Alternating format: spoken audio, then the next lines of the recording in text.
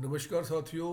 मैं हूं Pramod Kumar Kanwal, intensive spiritual path से। आजकल के इस समय में प्रभु को अपनी आत्मिक गहराई से पूजने के लिए बहुत ही कम लोग हैं। इनकी संख्या बहुत ज़्यादा नहीं है। जब कोई धार्मिक अवसर आता है तो संख्या बहुत बढ़ जाती है। नवरात्रे में या दशहरे में, दिवाली में या अन्य कोई त्यौहार आता है तो उसमें संख्या बहुत ज़्यादा होती है। लेकिन नियमित रूप से भक्ति करने वाले, गहराई से, श्रद्धा से, विश्वास से आगे बढ़ने वाले व्यक्ति बहुत कम होते हैं। यदि हम उनका टोटल संख्या से उसका अनुपात निकालें तो बहुत कम होता है ये। अच्छा, उसके अंदर भी, कम संख्या के अंदर भी बहुत ही कम लोग होते हैं जो ग्रंथों से, धार्मिक पुस्तकों से समझ प्राप्त करने के पश्चात गुरु धारण करते हैं, सत्संग में आते हैं। और फिर यदि वो आ भी जाते हैं, सबसे पहले तो ज़्यादातर लोगों की संख्या वो होती है सत्संग में आने वालों की जिनकी अपनी कुछ व्यक्तिगत समस्याएं होती हैं। वो समझते हैं कि हम उन समस्याओं को लेके जब अपने गुरु से बात करेंगे तो हमारी सारी समस्याएं खत्म हो जाएंगी और हम सुखी हो जाएंगे। उनकी संख्या बहुत ज़्यादा होती है सत्संग के अंदर। अच्छा, कुछ लोग आने के बाद भी दीक्षा नहीं लेते क्योंकि उनका तो पर्पस यही होता है कि हमारी समस्याएं खत्म हो जाएं। लेकिन जो थोड़ा सा आगे बढ़ जाते हैं, हल्का सा, कि चलो अब यहाँ पे हम आ रहे हैं तो दीक्षा भी ले ली जाए, तो वो दीक्षा ले लेते हैं। लेकिन दीक्षा लेने के पश्चात वो पूरी तरह से ये समझ लेते हैं कि बस अब हमारा काम खत्म हो गया है, अब हमको कुछ नहीं करना, अब हमारे सारे काम हमारे गुरु करेंगे क्योंकि हमने दीक्षा ले ली है। अब उनकी जिम्मेवारी है कि वो हमारा ध्यान रखें। आप देखिए कि इसका तो अर्थ ये हुआ ना कि हम गंदगी करें और हमारा गुरु उसकी सफाई करे। तो हमने ये दीक्षा ली है, या अपने गुरु से हम ऐसा प्रेम करते हैं कि जो भी हम गलत काम करें हमारे गुरु उसको ठीक करें, क्योंकि हमने दीक्षा ले ली है। अब हमारी कोई जिम्मेवारी नहीं है, वो गुरु है, वो जाने, उनका काम जाने। कई सत्संगी ऐसे कहते हुए सुने जाते हैं, हमने दीक्षा ले ली है, हमें तो उनकी शरण ले ली है, वो ही करेंगे।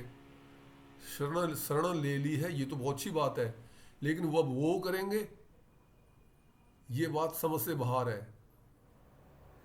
क्योंकि कर्म करना व्यक्ति के अपने हाथ में है, और जो भी हमें पाप और पुण्य का फल मिलता है वो हमारे कर्म के अनुसार मिलता है। दीक्षा लेने का मतलब ये नहीं है कि अब हमारे काम को भी गुरु करेंगे। हमें अपने सारे के सारे काम करने हैं।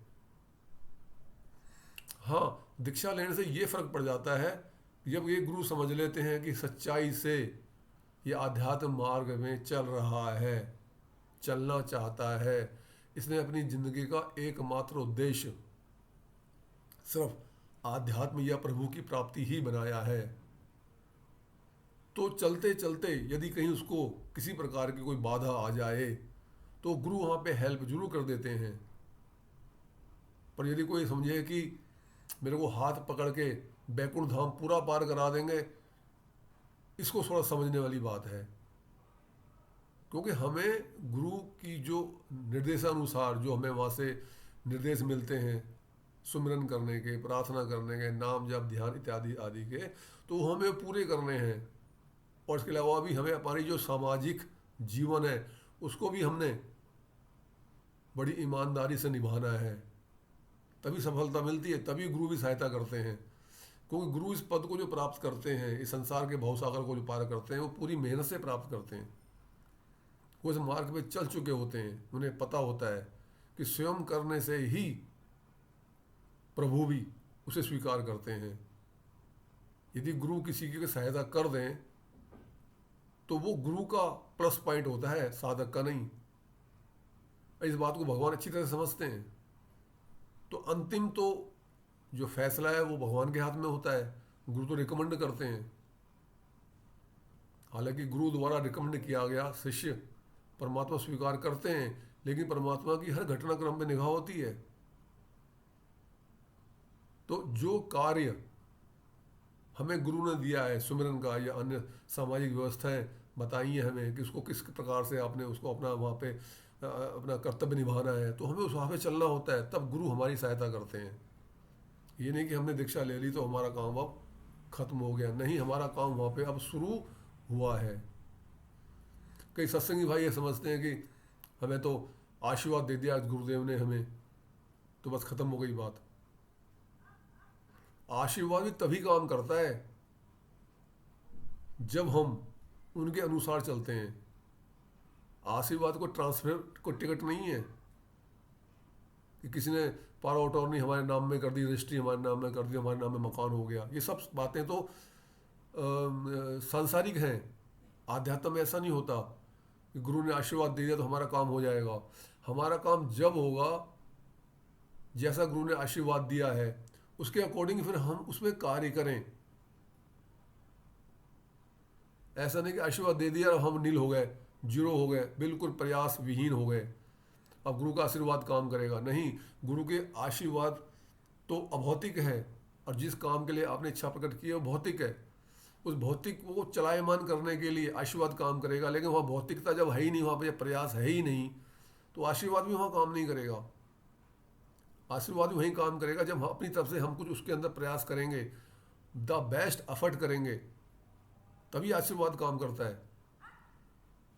नहीं तो लोगों के अंदर बड़ी गलतफहमी है, हमें आशीर्वाद मिल गया है और हमारा काम हो जाएगा, और बिल्कुल निठल्ले हो जाते हैं, कुछ उस कार्य को करते ही नहीं है। फिर पहले कर रहे होते थोड़ा बहुत, पर उसके बाद नहीं। ये तो संत महात्माओं की दया है, जब कोई उनसे कुछ कहता है तो आशीर्वाद देते हैं, कोशिश करते हैं ठीक है जी हो जाएगा, या जो भी उनको मन में उसमें भाव होता है वो देते हैं पॉजिटिव। तो वो सही मायने में वो ऊर्जा प्रदान करते हैं हमें कि जो हम काम कर रहे हैं उसको प्राप्त करने के लिए उसके अंदर हमें कोई कमी बेसी हो रही है तो उनकी ऊर्जा उसको थोड़ा बूस्ट कर देती है। यह उसका ये अर्थ है। ये उसका अर्थ नहीं है कि उन्होंने कह दिया हाँ हो जाएगा तो फिर हम उसको बिल्कुल ही छोड़ दें। अच्छा, और जहाँ तक संत महात्माओं की बात है, तो संत महात्मा एक्चुअल में कभी भी प्रकृति के कार्य में हस्तक्षेप नहीं करते, यहाँ तक कि भगवान भी नहीं करते। संत महात्मा तो परमात्मा के बहुत बड़े भक्त होते हैं।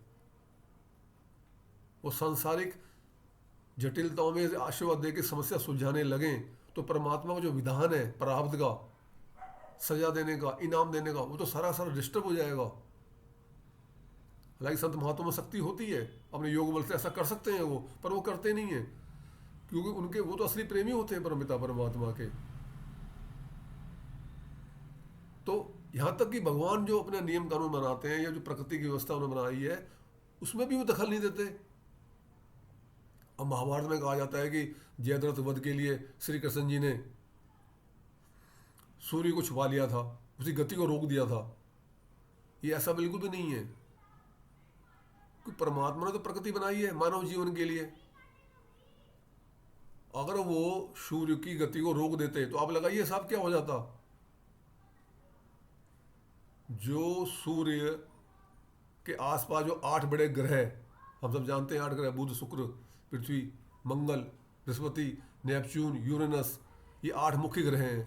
है तो अनंत ग्रह इसके अंदर, छोटे छोटे 1-1 ग्राम के पत्थर भी हैं, 10-10 मीटर के पत्थर भी हैं, 250 किलोमीटर के पत्थर भी हैं, वो अनंत है, उनकी बात ही नहीं। जो 8 मुख्य ग्रह में से उन्हीं की बात कर रहा हूँ। यदि कृष्ण जी जयद्रथ वध के लिए सूर्य की गति को रोक देते तो 8 जो मुख्य ग्रह हैं जिनमें हमारी पृथ्वी शामिल है, ये तो लावारिस हो जाती। सबसे पहले तो आपस में 8 ग्रह टकरा जाते, विस्फोट होता, महाविस्फोट, सारा जन जीवन नष्ट हो जाता 1 सेकंड में। और यदि बाई चांस ये आपस में नहीं टकराते, दाएं बाएं हो जाते, तो ये हमारे सौर मंडल को पार करके पता नहीं कितनी दूर निकल जाते, अनंत दूरी तय करते, क्योंकि तो मूवमेंट में रहते हैं हमेशा। हमारी पृथ्वी 1 सेकंड के अंदर 30 किलोमीटर गति से भाग रही है। तो जब सूर्य, अब तो सूर्य का चक्कर लगाती है वो, जब सूर्य नहीं होता वहाँ पर, वो सूर्य को भगवान जी अगर गायब कर देते तो हमारी पृथ्वी कहाँ जाती है। हमारी पृथ्वी एक सीध में पता नहीं कितनी लंबी निकल जाती, और ऐसे ही शुक्र ग्रह भागते, अन्य ग्रह भागते। तो जब तक दौड़ते रहते एक दूसरे स्थान में, जब तक उनको सूर्य नहीं मिल जाता चक्कर लगाने के लिए। और मान लीजिए उन्हें सूर्य मिल भी जाता तो क्या स्थिति यहाँ पे होती, और दूर मिल जाता जाकर के तो हमारी पृथ्वी की स्थिति क्या होती। हमारी पृथ्वी में तो एकदम 8 मिनट के बाद, चलो ठीक है 8 मिनट के बाद मालूम पड़ता है, 8 मिनट 20 सेकंड बाद यहाँ पे सूर्य किरण आती हैं, लेकिन 8 मिनट के बाद तो अंधेरा हो जाता है यहाँ पे। तारे जो असंख्य में दिखते नहीं है वो दिखने शुरू हो जाते, चांद जो दिखता है वो दिखना बंद हो जाता, उल्टा सा हो जाता चांद के साथ। तो पेड़ पौधे ऑक्सीजन देना बंद कर देते, धरती ठंडी होनी शुरू हो जाती, बर्फ ही बर्फ होती चारों तरफ, टेम्परेचर 250, 300, 500 डिग्री नीचे आ जाता। आप देखिए ना, पूरा मानव जीवन का हर जगह जहाँ पे 8-9 ग्रह में जीवन है, हमें तो पता ही नहीं कहाँ का जीवन है, वो सब के सब नष्ट हो जाते, प्रलय आ जाती। तो क्या भगवान इतने कमजोर हैं कि जगत को मारने के लिए अनंत जीवनों को खतरे में डाल देते?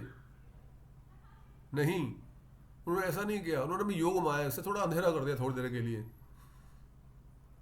भगवान अपने नियम जो बनाते हैं उसको तोड़ते नहीं है, ये व्यवस्था बनाते हैं। तो साधु संत कैसे तोड़ देंगे? साधु संत तो उनके बहुत बड़े प्रेमी होते हैं। कुछ सत्संगी भाई प्रार्थना करते हैं, प्रार्थना करके छोड़ देते हैं, खत्म बात। प्रार्थना उसकी फलीभूत होती है जो प्रार्थना करता है, उस हिसाब से जिस काम के लिए प्रार्थना करता है उस प्रार्थना के अकॉर्डिंग फिर काम भी करता है, तब जाके गुरु या प्रभु उसकी प्रार्थना को स्वीकार कर लेते हैं, उसे एक्ट फॉर्म में लेके आ जाते हैं। ये नहीं प्रार्थना करी छोड़ दिया, अब मैं प्रार्थना करूँ मैं IAS अफसर बन जाऊँ या डॉक्टर बन जाऊँ, और कह दो अब तो डॉक्टर बन जाऊँगा, मैं तो प्रार्थना डेली करता हूँ, लेकिन मेडिकल लाइन में मैं उसके अंदर एडमिशन ना लूँ तो कैसे डॉक्टर बन जाऊँगा? मेडिकल लाइन में एडमिशन लेना पड़ेगा, 5-7 साल पढ़ाई करनी होगी, प्रैक्टिकल करना होगा, तब जो थोड़ी बहुत कमी होगी उस प्रार्थना से पूरी होगी। पर ऐसा कभी नहीं हो सकता कि हम डॉक्टर की मैं बात करूं कि डॉक्टर बन जाऊं और मेडिकल लाइन में मैं ना जाऊं। तो प्रार्थना भी तभी फलीभूत होती है जब उसके अकॉर्डिंग हम काम करते हैं। तो कहने का अभिप्राय सब इतना है कि अव्वल तो लोग वास्तविक रूप में प्रभु की पूजा करते ही नहीं है, और जब पूजा करने आ भी जाते हैं साधु संतों के बाद, सत्संग में ज्वाइन कर भी लेते हैं, तो वो किसी न किसी भ्रम में रहते हैं कि हमारे गुरु करेंगे अब काम, क्योंकि हमने तो गुरु धारण कर लिया है। वो चाहे प्रार्थना हो, चाहे सुमिरन हो, चाहे वो नाम जप हो, चाहे ध्यान हो, वो टोटली गुरु पे डाल देते हैं। जबकि गुरु में समर्पण डालना है, त्याग देना है, अपना त्याग करना है हर प्रकार से, और फिर जो अभ्यास बताया उसको बड़ी गहराई से करना है, तब जा कर के हमें सफलता मिलती है, ना कि कार्य को छोड़ करके। और जो बुद्धिजीवी सत्संगी होते हैं, जो गुरु के असली प्रेमी होते हैं, जैसे सुदामा जी थे, सुदामा जी सिर्फ इसलिए गए थे द्वारका में कि कृष्ण जी उनके सपने में आके उनके पैर दबा रहे थे, उन्हें घाव को ठीक कर रहे थे। उन्होंने कहा मेरे जो आराध्य हैं मेरे सपने में आ रहे हैं, मेरे पैर दबा रहे हैं, तो मैं उन्हें जाके मना करूँगा।